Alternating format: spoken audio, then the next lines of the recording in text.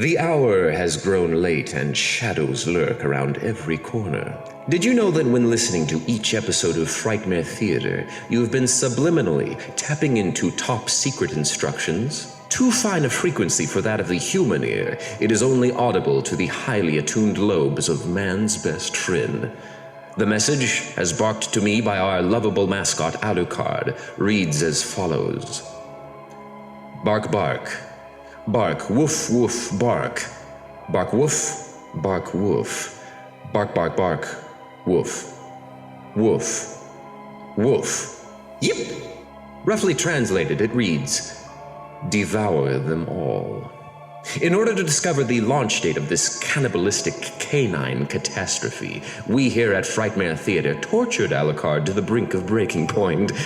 What we learned is too fantastic, too horrible, too gruesome to divulge. We can't wait. And now, you future dog food, you. It is time once again to turn down the lights and turn up the terror. For you are about to bark up the wrong tree and enter the doghouse of doom known as Frightmare Theatre.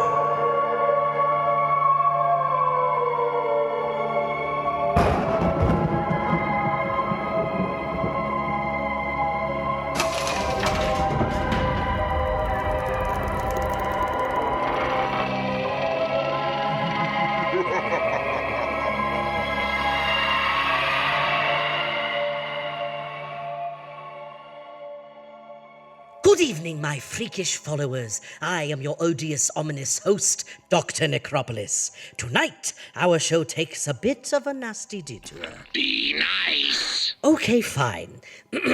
Boys and ghouls, tonight we turn the mics over to Frightmare Theatre's handyman, Greg the Hunchback, with his own original segment. Our deepest sympathies. Oh, sorry. Ugh. All right, everyone, put your hands together for Greg!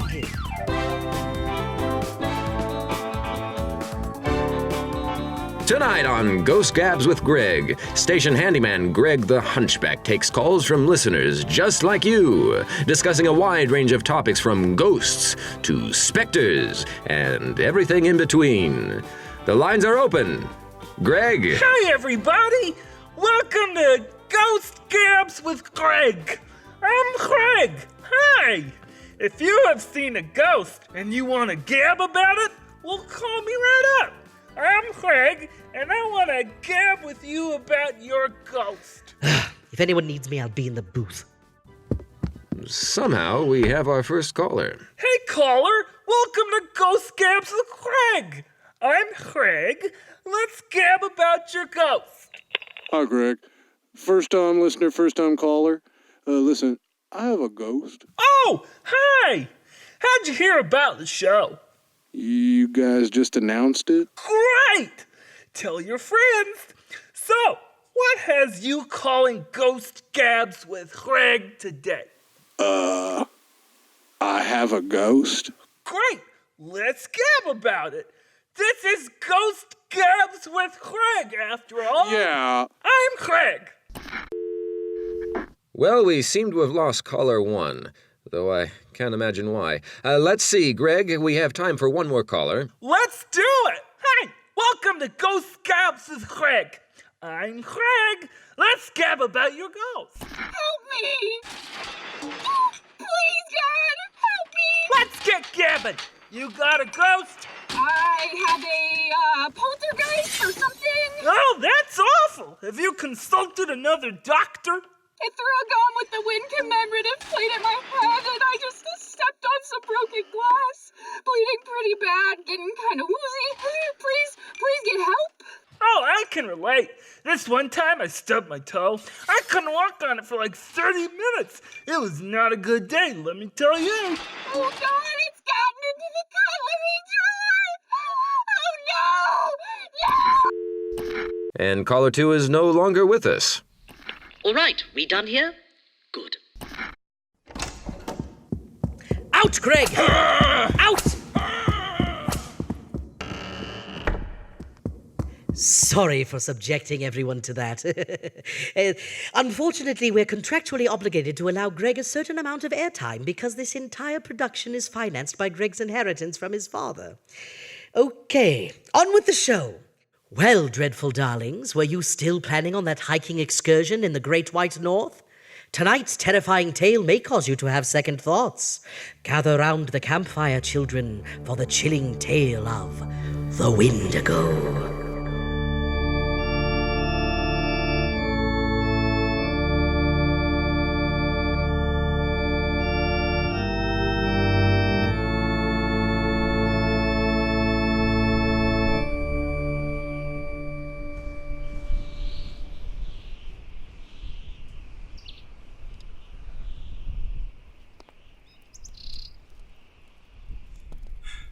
Just in time, eh?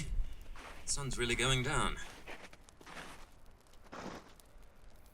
A little longer out there, and we might not have found camp. You must have been right about the recent fires. There hasn't been any sign of moose this entire trip.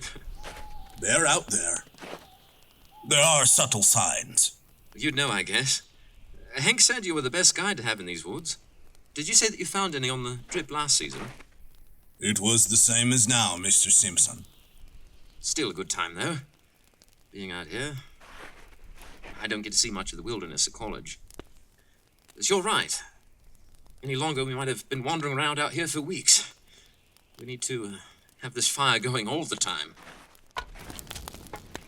Maybe I should watch you do this. I may need to build a fire someday. Well, on my own. It's very easy. Good wood, good fire. With matches, of course. You know, it's cold, but it's not unbearable. This college teaches you a lot of things. Yes, I believe so. I hope so. Yes, I mean, if you can be taught religion, that is. Seems like such a strange thing to be taught in school. Either you have it or you don't. This is my religion. It is very beautiful out here. Peaceful. Like a church. No, not like a church. I don't feel this way when I'm in a church.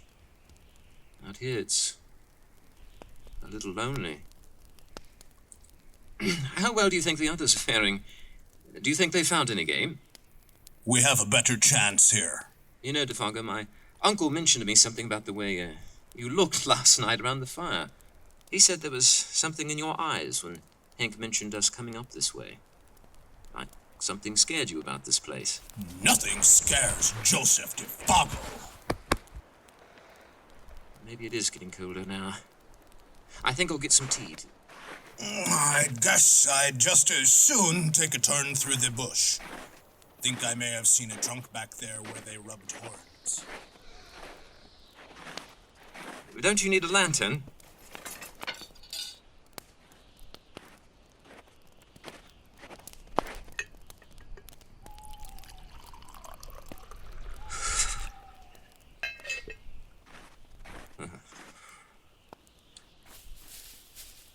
DeFargo?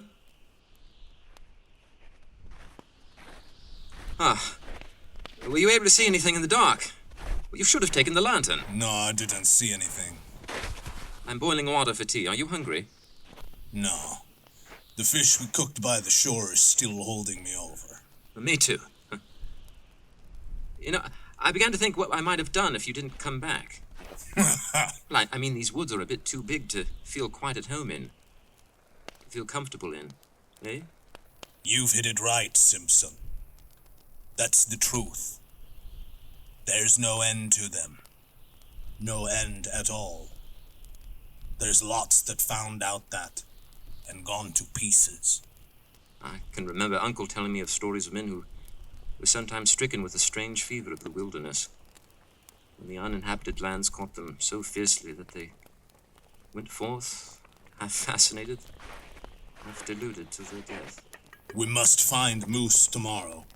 Some kind of sign, or the others might beat us to the game. Right. I'd like to see just one. That'd win it for sure. I haven't seen anything out here. If they went due west, there's nearly 60 miles between us now. Thanks, probably. Stuffing his face full of fish and coffee. That's right. Sing a song, Defargo.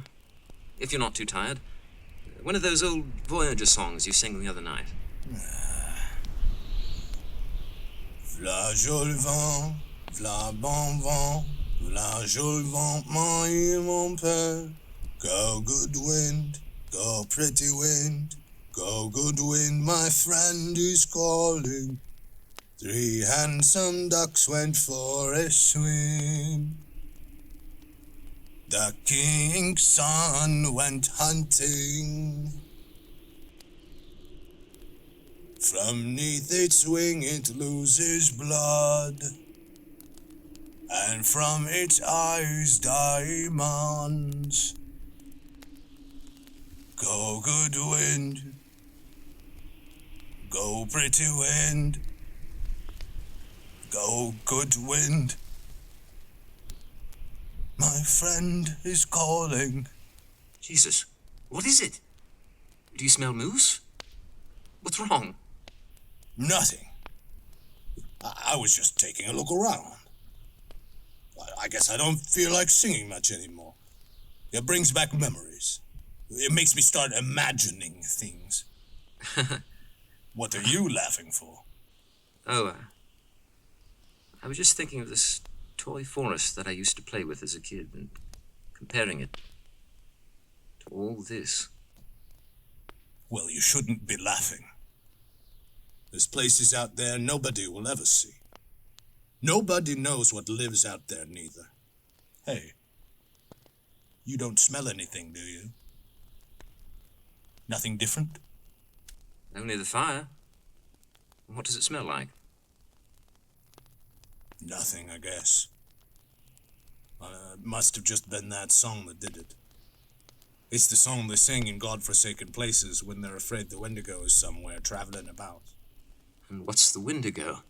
It's nothing but what those lousy fellas believe when they've been hit in the bottle too long. It's a kind of great animal that lives up yonder. Quick as lightning, and bigger than anything else in the woods. And not too good to set eyes on, that's all. An old backwoods superstition, eh? Well, come on. It's time we were in bed and asleep if we're going to be up in the morning. I'm coming.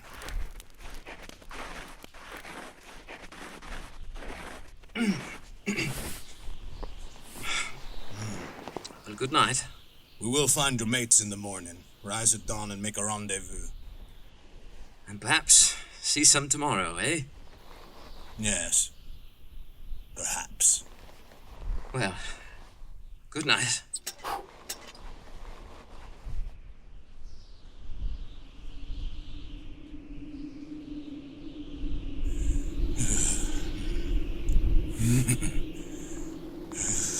Defargo?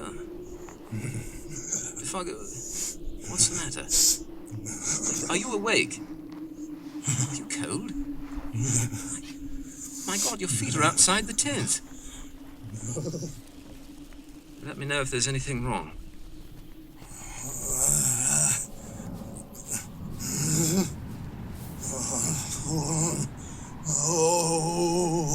What is it?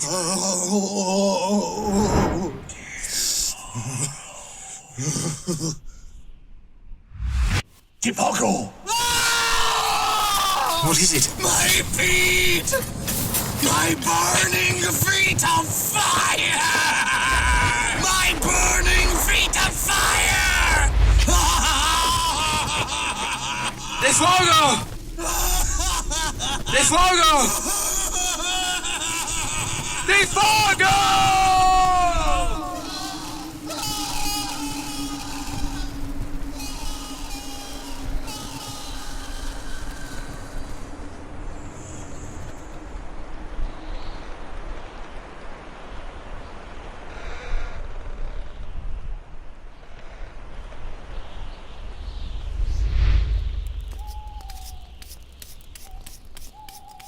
Riding along the road to Rochelle City, I met 3 girls, and all of them were pretty.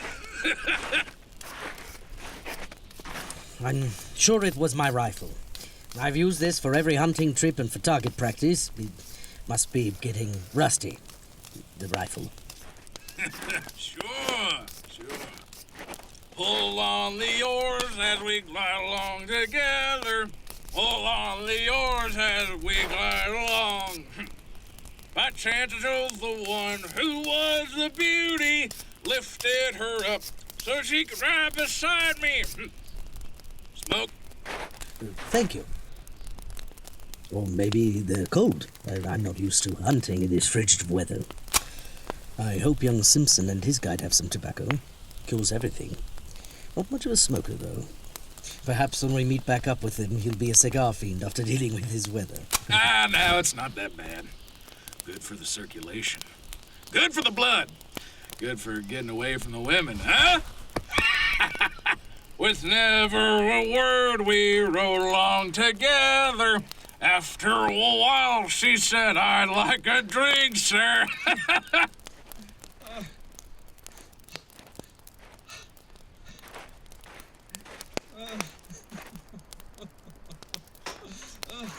My God. Simpson!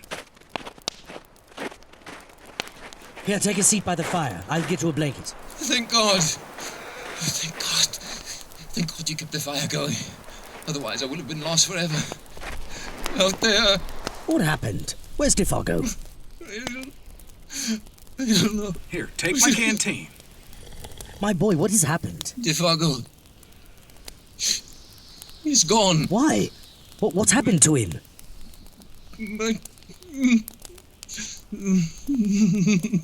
Was there an accident? It was late last night. Just how long have you been traveling? Last night. My God, you mean you've been trying to find us since yesterday? I found the canoe at the bank. Oh, God. But before... Before what, my boy? I had to walk in the dark. You had your lantern with you, didn't you? It looks like it lasted you all right. He was taken. Who? Defago? By whom? I bet that crazy Canuck got drunk and headed out into the woods. I've seen him do it before. It's foolish. He didn't drink anything. Neither of us did. Still, I've seen him be foolish like that. Drink or no drink. Here, this'll pick you up. Well, obviously something's shaken him. There's something more to the story. Go on, boy. What happened? Defago kept saying he heard things. What kind of things? He was acting odd. He kept looking out into the brush, but never said what it was that caught his attention. He kept smelling strange smells. He started to talk about ancient Indian legends, but I said we'd better get some sleep, so we both got in the tent and we went to sleep. Later that night, I don't know what time it was, I woke up and he was shivering. I noticed his feet were outside the tent, as if someone had tried to pull him outside. I thought that he'd maybe gotten sick with his feet being out in the cold, so I pulled him back in. That's when he started screaming. He jumped up in the tent and took off into the dark. I called his name, but he never answered. I was so scared, I didn't know what to do. I stayed in the tent until the sun started to come up. And thank God it came up when it did. I nearly... Oh. So I grabbed the gun and lantern and tried to find his tracks. But I didn't want to be alone out there. I did leave a letter for him if he returned. Maybe he's there now, waiting for you. Let him continue. Did you find his tracks? Mm-hmm. Where did they lead? I followed them the entire morning. They started nearby the campsite and continued in through the woods. I followed them for hours before I noticed another pair of tracks right next to them. Another pair of tracks? But they were of some animal. Maybe he finally came across one of the moose. No. Those weren't moose tracks, but they were definitely some kind of animal. I followed the tracks for maybe another hour and a half. And when they changed, the stride became longer. I tried myself, but I couldn't even jump to the length that the tracks took.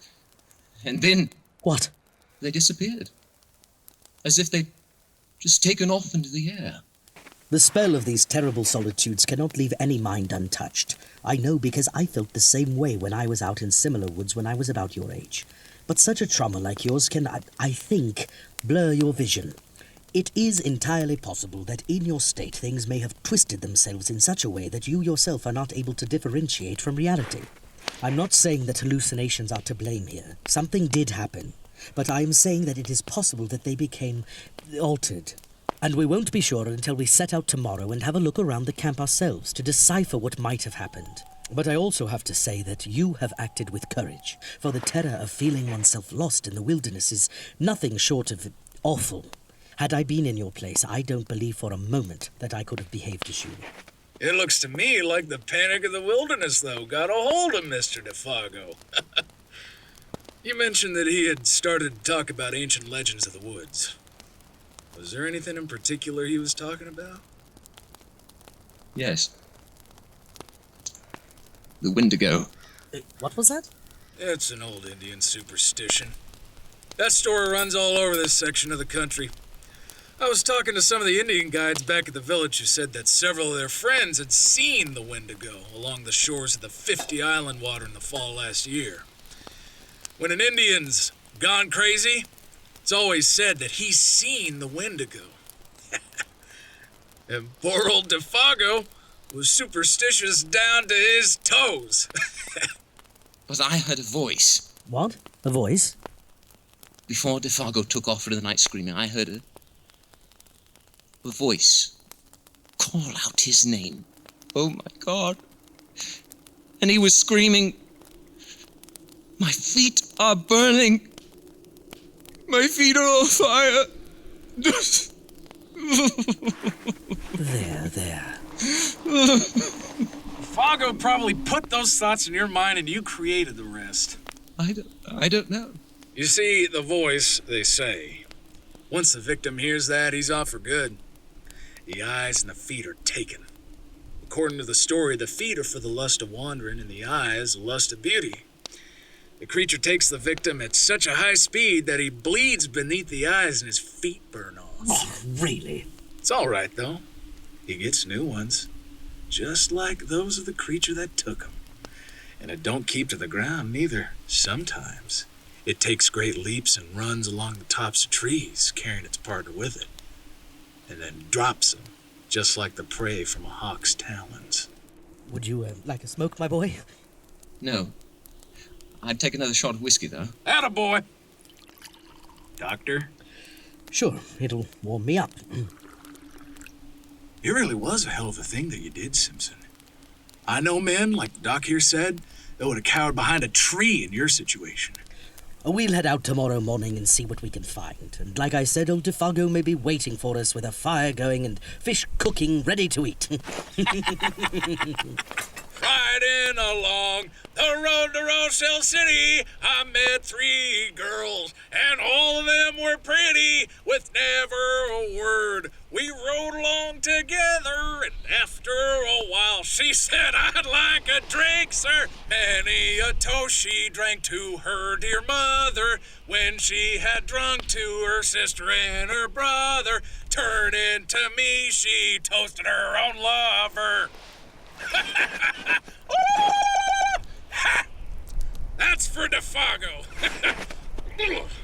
I have a feeling we may be seeing DeFago soon enough.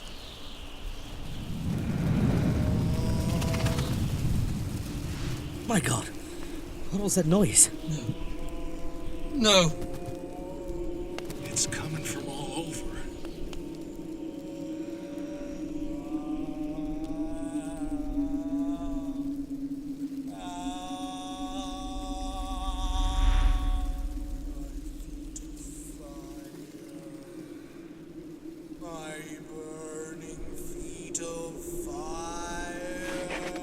DeFago!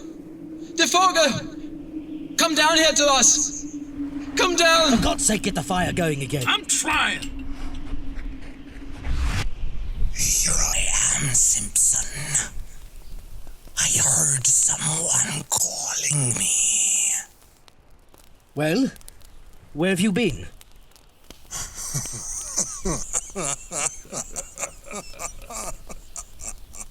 Hand me the blanket, Hank. It is you.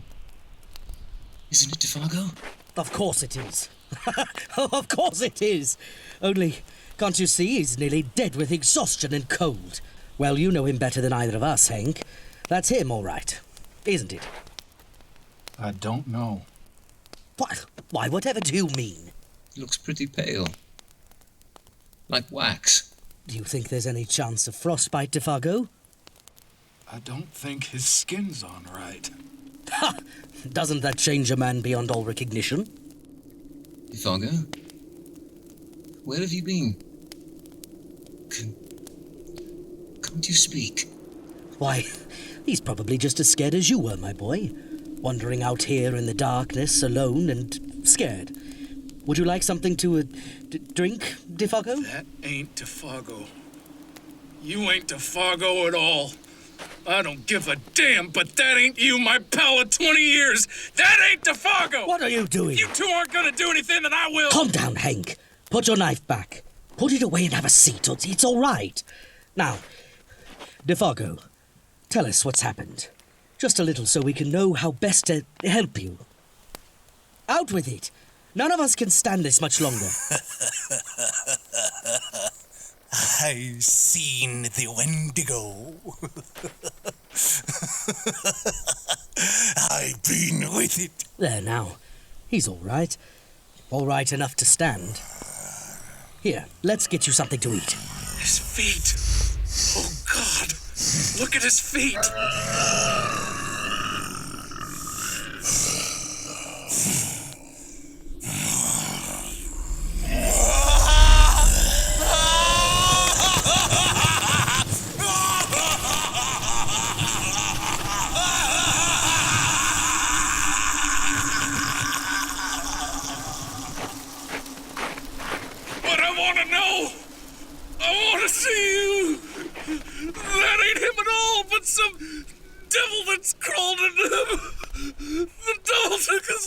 What's he talking about? Nothing.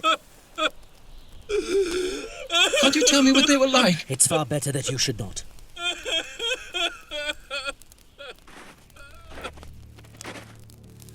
Come now. Come into the tent. We'll get you warm.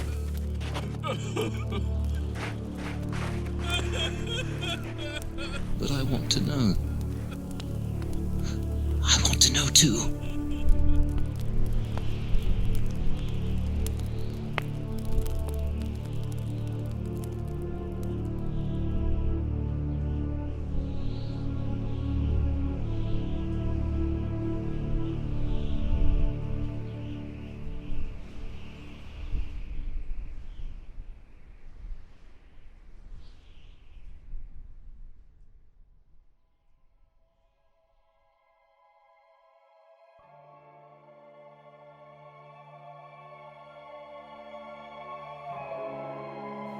Oh, poor Defargo. I guess it just goes to show you that going out for a run in the wilderness doesn't always have the health benefits that you hoped for. Unfortunately for him, he contracted a burning case of athlete's foot. You might say that it really got under his skin.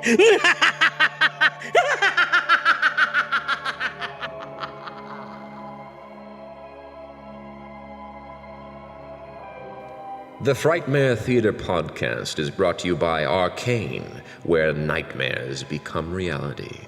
Tonight's radio theater presentation, entitled The Wendigo, written, directed, and starring Andrew McMurtrey, featured the voice talents of Heath Hillhouse, Spencer Tilley, and Nathan Shelton. The Frightmare Theatre theme and supplemental music is created by the terrifyingly talented Chris Porcelli, and can be found along with other haunting scores at chrisporcellipiano.com. Be sure to stalk Frightmare Theatre on social media and subscribe to Frightmare Theatre Podcast via iTunes, Spotify, Stitcher, or your favorite listening app. Producing a monthly horror radio drama is a monstrous undertaking. If you have enjoyed stalking the night with us in this episode, we invite you to join the Frightmare Theatre Undead family and support us on Patreon, where you will receive members-only special insights, information, and content. All previous petrifying episodes of Frightmare Theatre have been unearthed and are proudly displayed for the shock and horror of the masses at frightmaretheatrepodcast.com. We so deeply wish to thank you for listening and hope you journey into darkness with us once again next month for an all-new episode. Until then, I am the announcer, wishing you pleasant dreams.